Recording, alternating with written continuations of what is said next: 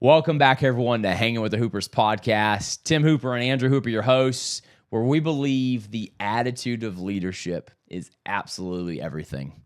Andrew, good to be back in the studio with you, man. It's good to be back. How you been? I've been good. You know, I got the memo, I guess, this morning, the checkered shirt and gray sports coat. So That's right. I love it. We're finally matching. What do you think? What do they call that? Synchronized dressing? Is that what we're calling it nowadays? But yeah, that's right. It's great to be with you, man. Yeah, shout out to our folks up here in Baltimore for getting the studio, the chairs in the studio now. This is a good, I like this relaxed feel. It's a little bit different, but yeah, it's comfortable. So Yeah. it's good to be here. So It's good. Excited for today. We have a good topic to jump into. Huge. What? This one has been percolating a little bit for us. And we've talked about this topic in podcasts past, but a little indirectly. So we really wanted to dig in deeply into this topic today. It's all about, as a leader, how are we getting feedback, and are we getting feedback from our team? Yeah, and really the why, right? Why get feedback? So many of us are running so fast to, slow down. I liked what my buddy Jim Campbell said. In fact, shout out to him, but he said it's one of the most underrated skills of a leader is proactively asking for feedback. And I think the underrated, if you're catching the first minute of this podcast right now and you're like, should I listen to this one? Right? Listen, we're not going to have anything big, explosive, no big, huge secret sauce keys. Maybe, you think? Maybe. Okay, Andrew said he's going to fight me on this one, so we'll we don't use the word fight. Stay we're tuned. Lovers, not fighters. Watch till the end. But I think we're going to have a little bit of conflict, good conflict on this one, constructive conflict, and I'm excited about that. But I think the big thing is it's an underrated skill. So we're going to unpack how to be proactive. We're going to unpack some of the why. What feedback actually allows us to accomplish as leaders for the betterment of ourselves and our team. So, Andrew, just kick us off. Talk about. Let's jump right into the meat of it, because that's where we do best. I think is just let's dive headfirst into the deep end and see where it takes us. But with the topic of feedback, I think as leaders we're sometimes rolling so fast, or even we're going through a bad time and we're just rolling, we're stressed, and we think in the back of our heads. I heard a leader say recently, addressing a big group, they said, if you see something you don't like, let us know. And there's nothing wrong with that. I think as a leader, having that kind of policy where you have an open door and you do not penalize people on your team for sharing feedback or sharing their observations or their ideas that might differ from you, that's powerful first and foremost. Yep. Right. But I think it would be naive of us as leaders to think that people will come to us with that feedback. Especially the higher an organization you are as a leader, the more difficult it is for people in your organization to approach you with certain levels of difficult feedback. Yeah. So don't kid yourself, right? You may be the most humble leader, the most open door policy leader out there. I think we have to really take a step back and ask ourselves, are we going to our people? Are we picking up on the cues? Yeah. And are we seeking the feedback? Yep. Are we drawing it out from the people that are in our care? Right. Because if we're not, I think we're missing the boat. And I think that's what your friend was talking about when he mentioned it's one of the most underused skills in leadership. Skills? I pulled a Tim right there. You're always getting on me for just making that southern drawl. But that was a little Nashville in there. Skills.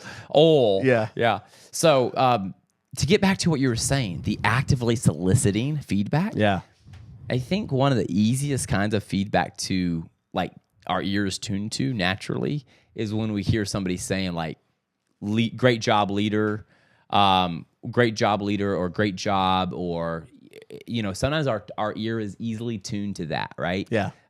I'm not really talking about we're not talking about going for all the positive. Although, listen, team reviews and feedback from your customers and all the positives, those are all great, and you should definitely focus in on what you do well and do more of it. But I think, and we've talked about that before, giving feedback as a leader. Yeah. But I think we really want to dig more into when you're on a Zoom as a leader and you notice somebody's checked out, or you've noticed somebody doesn't have that normal joyful smile on their face, or maybe you just feel like you're falling out of touch with somebody, or you feel like a difficult decision was just made, and while you're got that Zoom call done with, it seemed to go well, it was difficult. On every level, it was difficult for everybody to hear. It was a hard decision.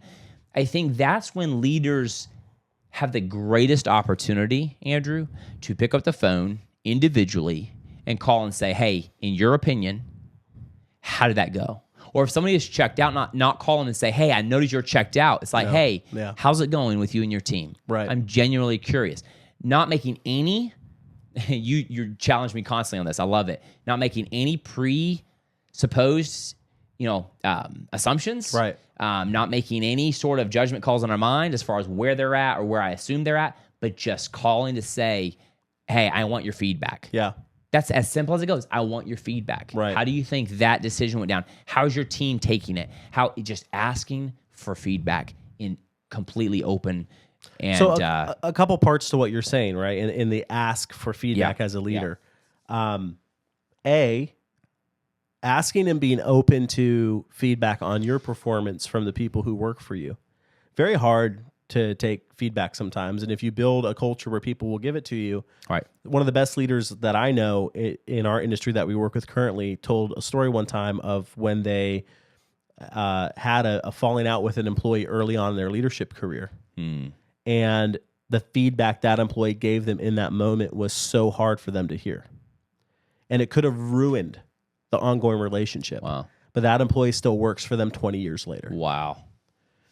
That's a leadership lesson. And the way that feedback of that employee was to that leader as they told the story was very personal. It came across as a personal attack. And they had only known each other for a short amount of time. The new leader came in, wanted to do a different direction.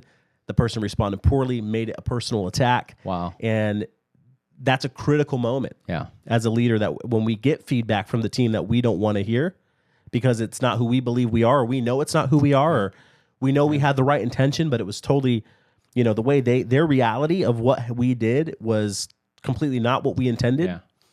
Those are the gripping moments we have to actually take a step back and realize that if we want to preserve that relationship and actually grow as a leader, we have to take that with a grain of salt, put ourselves in that person's shoes, and be the bigger person with that kind of feedback. I think that's why a lot of leaders shy away from asking feedback from people, because it's avoidance of the hard. We're reading Ryan Holiday right now. Shout out to Ryan Holiday, great speaker, great author. Is destiny. But he talks about our reptilian brains, right? Which we can all default to at times to make the easy decision, the comfort, the warmth, the where am I safe? And as leaders, we sometimes default to that. And not asking We're for safe feedback. in not asking for feedback. And herein, can I get some applause for that? Because at the end of the day, where's our applause? There we go. There's our producer. At the end of the day, we have to embrace the heart of asking for feedback, right? Because that is so crucial. For applause. 100%. I need the validation, baby. No, I kid. But to your point, feedback, the exercise of asking for feedback, proactively soliciting from our team, that is our highest calling as leaders. It is the way to implement, cement, bolster two-way communication.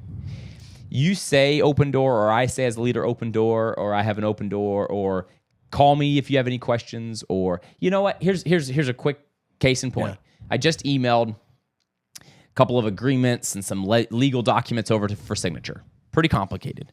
I kind of bullet pointed what's in these. Here's what needs to happen. Boom. And I ended the email, and I usually try whenever there's a lot to there, call or text me any questions. Yeah.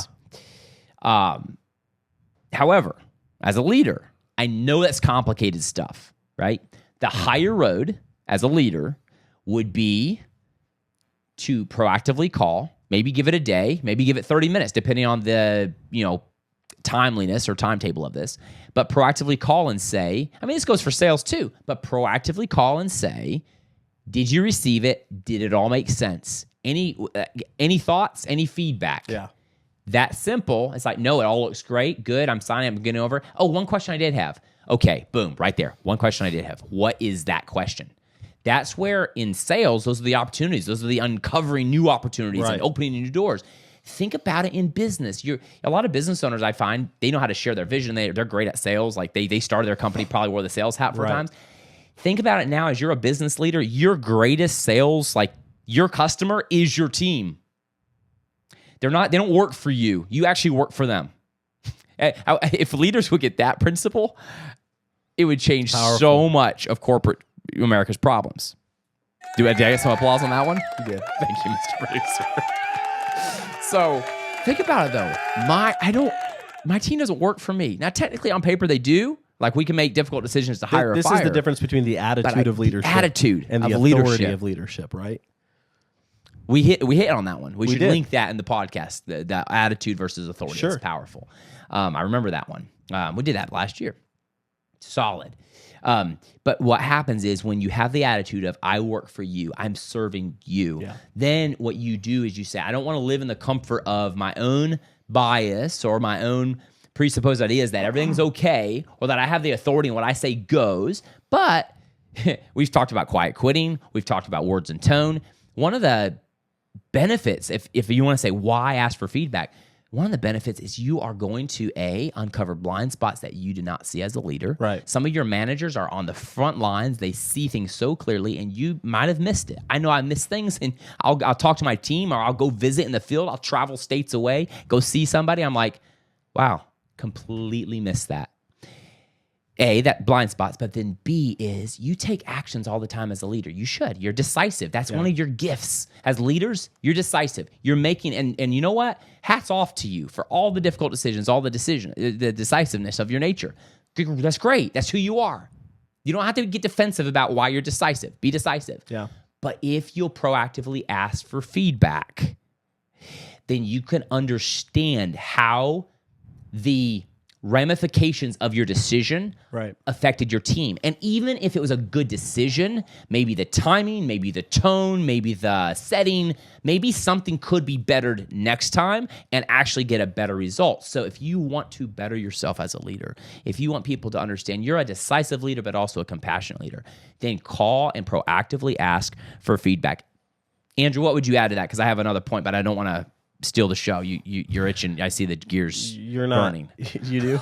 They're churning. That's not good because that means I'm not listening. No, you were listening. I gotta saw listening. it churning. I was thinking about an analogy of, one time, and this is the story, so bear with me. One time I was hiking Yosemite National Park in California, one of the most beautiful places, in my opinion, in the world. I envy you. And there's a lot of beautiful waterfalls there. But it's funny when you're in the basin of that valley and you're looking at that waterfall.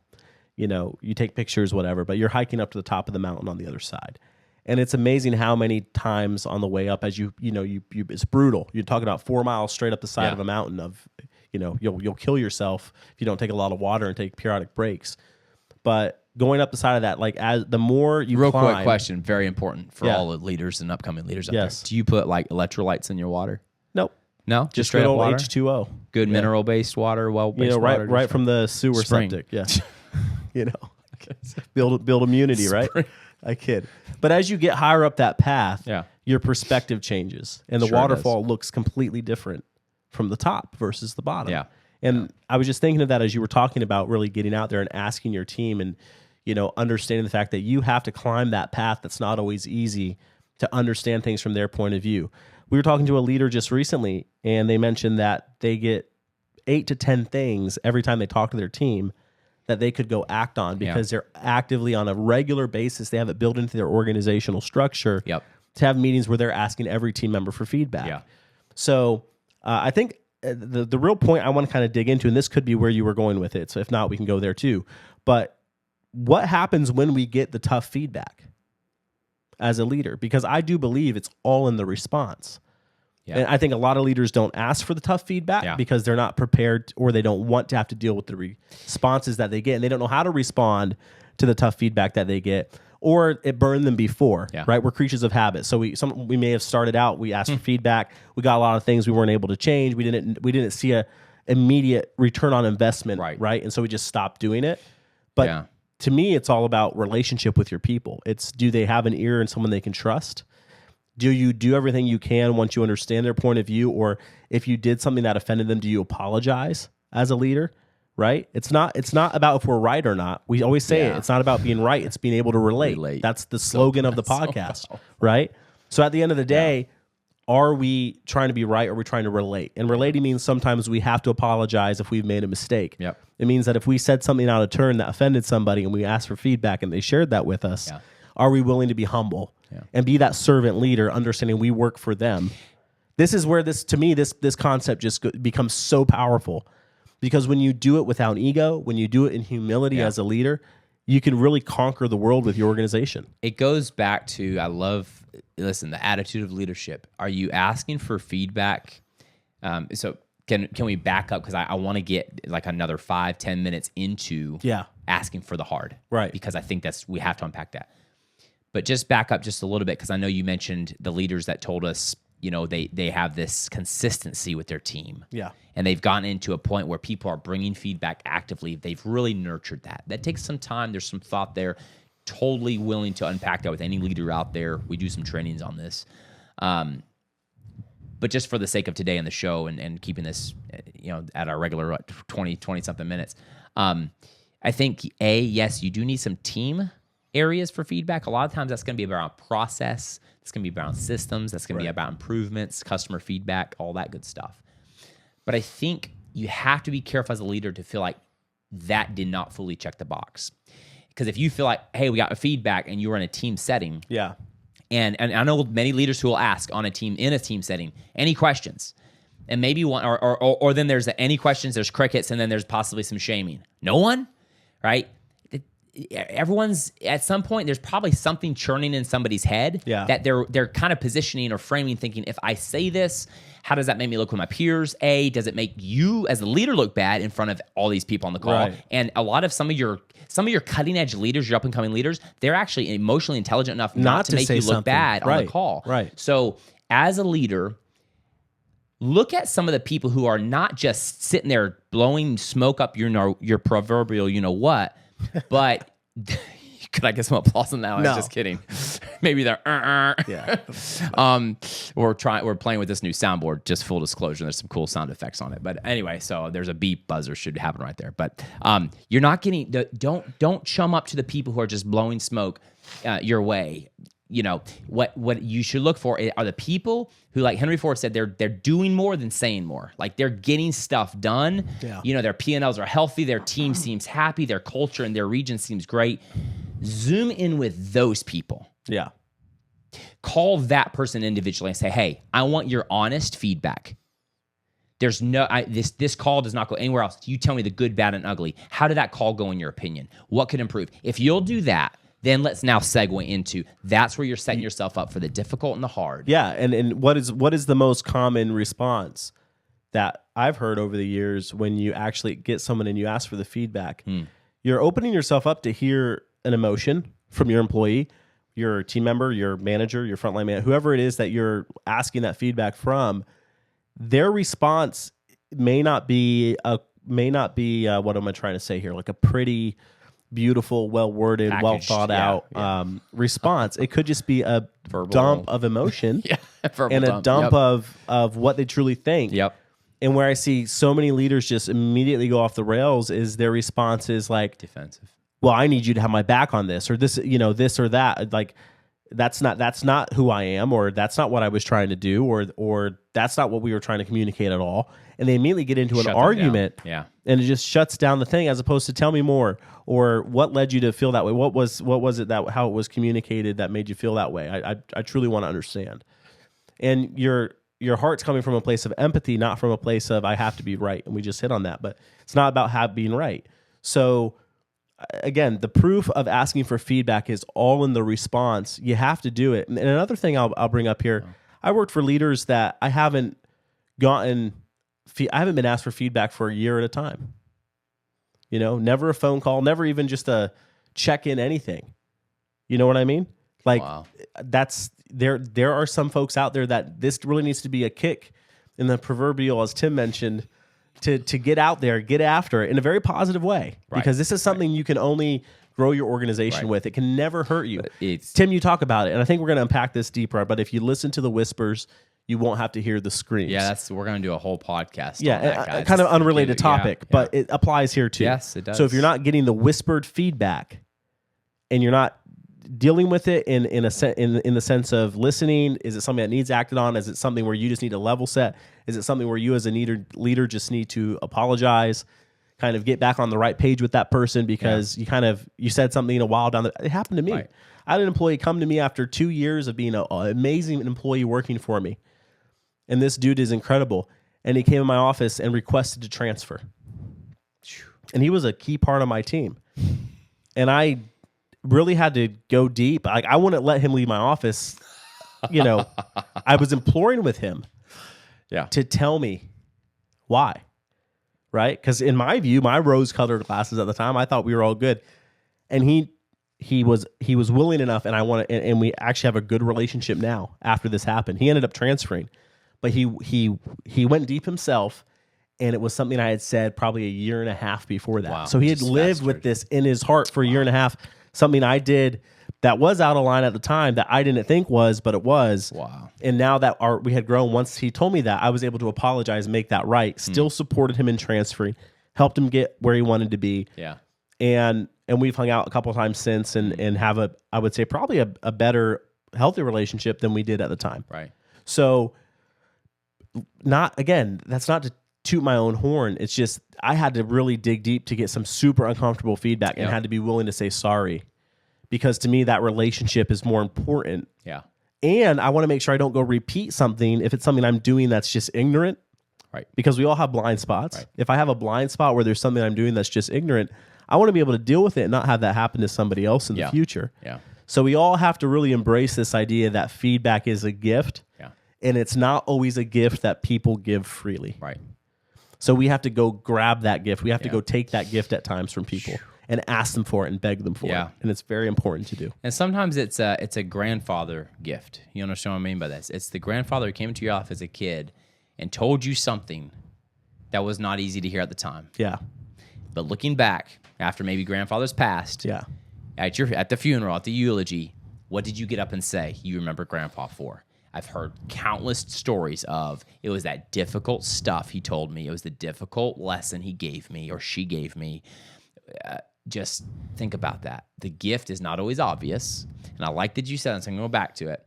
You said the proof of feedback is in the response.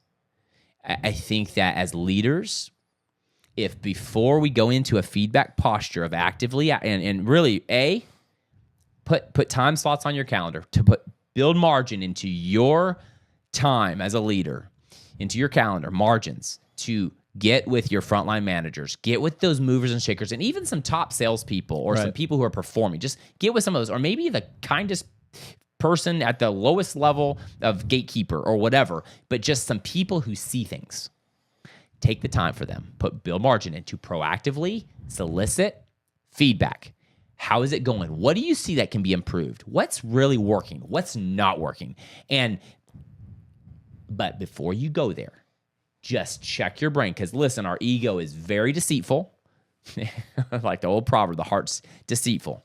Our heart. And desperately wicked. Well, there it is. If you really want to go there. And there it is. And that wicked word just means devious. Yeah, our heart will devious. flip on us so It fast. does. We'll think we have all good intentions, and somebody will say something that stings, and our ego Emotion. So just enter it with humility and say, I want everything. I'm going to take it all. And then, so enter feedback zones with humility, and then exit feedback zones with gratitude. And what I mean by that is no matter what that person gives you, just end it with thank you. This means more to me. And you don't have to give them all your, this is what we're going to go do, I'm going to fix this and all. No, because you just got into a defensive posture in a way, or an egotistical posture, or a controlling it posture. Sometimes as leaders, you need to back away, take a day or two or three or a couple weeks to chew on the feedback, and then determine, you know what, that person is really not a performer. And what they said actually was degrading someone else. I'm not going to take that. Like, you have to choose as a leader wisely what feedback you're going to listen to. But you must ponder. But ponder. Right. So enter a feedback zone with humility, exit the feedback zone with gratitude, and then wisdom says, just ponder it. Yeah. Because the understanding heart then says, how do I go apply or move things forward that really do? And a lot of times what will happen is if you're actively seeking out feedback, you'll see some common denominators. Right. You'll talk to the top salesperson, the person on the ground floor, you'll talk to some frontline managers, and you'll see some themes. Sure. And then you can say, okay, here's where we're going to go act and move. The one asterisk I would add here, it's not really an asterisk, it's just the add-on as we wind the episode down, is if you've been somebody who hasn't responded well to feedback in the past, or you really haven't been getting it, you can't just go into this expect like, oh, wow, if I just go open my heart and start asking for feedback, they're going to be completely honest with you. You may have to earn that right at this point. Boom. And so I almost wish you could put this clip at the start of the podcast, because you have to earn the right for feedback. But once you earn the right and you're consistent in asking for it, you really do open up your organization to impactful growth, and you empower your team member. So with that, let's put a bow on this one. Done. Great topic to get into. Thank you, Tim. Well, I love that ending point there, and maybe in the show notes, just drop in there. Listen to the end for one golden nugget. I told you. I told him in the beginning to be. wait. So if you waited till now, you win a prize. Text me. So if you did, hey, if you listened this far, comment in the comment. Feedback is earned. Feedback is earned, and we'll know that you're a loyal listener. Hanging with the Hoopers. And share this. And yeah. All right, Miguel, wrap this one up. I love it. Bring this one up.